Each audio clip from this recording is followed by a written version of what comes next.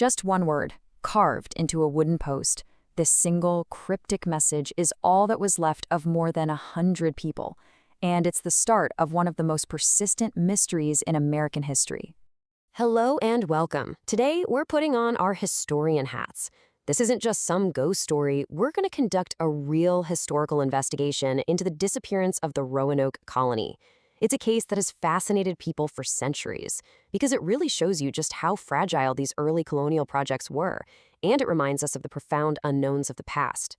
We're going to sift through the evidence, weigh the hypotheses, and see what conclusions we can actually draw. Okay, let's dive right in. So, here's our game plan. First, we'll look at how the colony got started. Then we'll cover the crucial delay that cut them off from the world. After that, we'll examine the very strange clues they left behind, we'll analyze the major theories, and finally, we'll talk about why this remains an unsolved case. All right, let's set the stage. We have to go all the way back to 1587. This is the year of the ambitious and, frankly, gutsy attempt to plant the very first permanent English colony in the New World. And you know, this was not some small scouting party.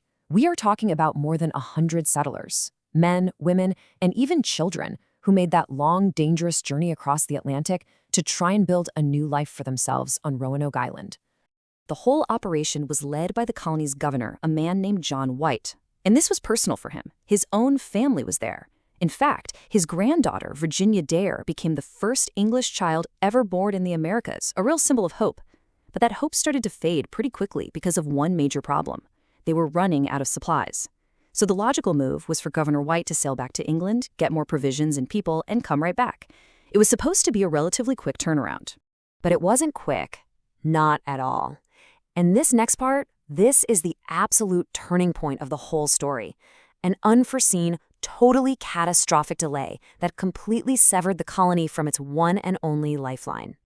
So check this out. It's all about timing.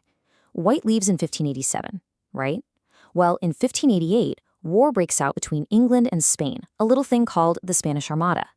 Suddenly, every single available ship is needed for the war. That means no ships for Roanoke. White is literally stuck in England.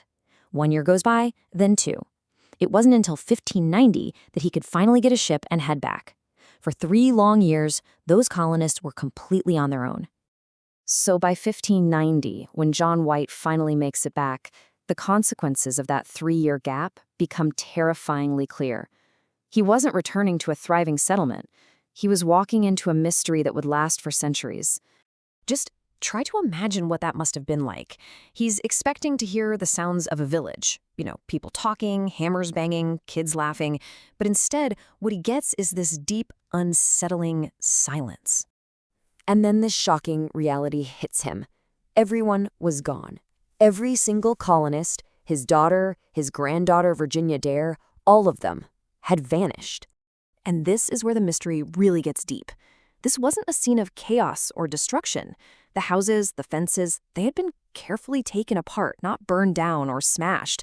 And there were no bodies, no graves, absolutely no sign of a fight. It was almost as if they had packed up and left on purpose. In that entire silent, empty settlement, they found only 2 tangible clues. First, the word CROATOAN, carved into a main post of the fort. And second, the letters CRO etched into a nearby tree. That's it. No letter, no other message, just this one word. Okay, so if you're a historian and this is all you have to go on, what do you do? Well, you start to form and test theories. So let's do that. Let's walk through the leading hypotheses and see how they hold up against the evidence. The biggest theory, and the one that stems right from that main clue, is the assimilation hypothesis. The idea here is that the colonists, probably facing starvation after years alone, made a choice to leave Roanoke and go live with a local Native American tribe to survive. And honestly, the evidence for this is pretty compelling. Croatoan wasn't some random made-up word. It was the name of a nearby island, what we call Hatteras Island today, and, more importantly, the name of the friendly tribe that lived there. On top of that, later explorers in the area wrote about meeting Native Americans with gray eyes and features that looked European. And this theory perfectly explains the scene. No violence, and the houses taken down carefully, maybe for the wood. But of course, you have to consider the more violent possibilities. That brings us to the massacre hypothesis. This is the theory that the colonists were attacked and wiped out, maybe by a hostile tribe, or even by the Spanish, who had settlements down in Florida. The problem is, when you test this theory against what they actually found at the site, it just kind of falls apart. A massacre would leave evidence, right? You'd expect to find bodies, or at least graves, weapons, signs of a battle. The settlement probably would have been burned to the ground, but there was none of that. The scene suggests an organized move, not a chaotic, violent end.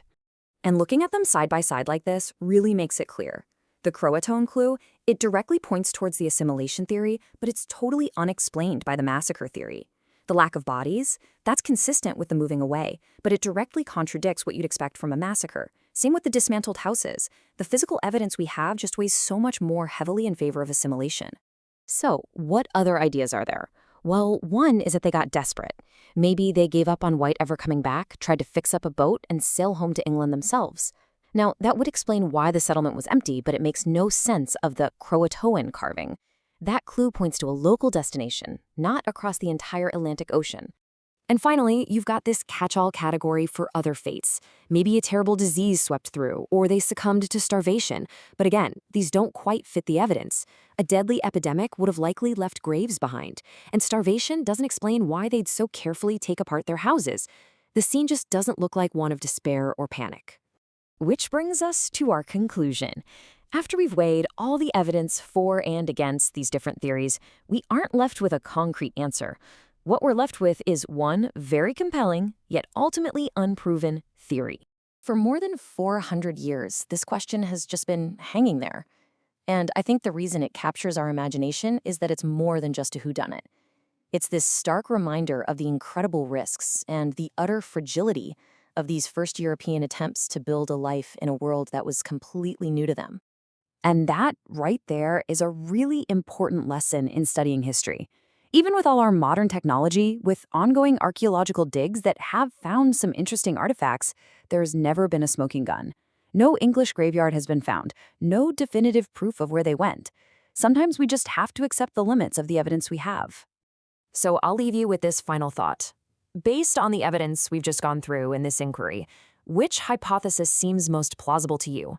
Is the assimilation theory the most logical conclusion we can draw from the clues? Or is the real story of what happened to the Lost Colony of Roanoke still out there somewhere, just waiting to be discovered?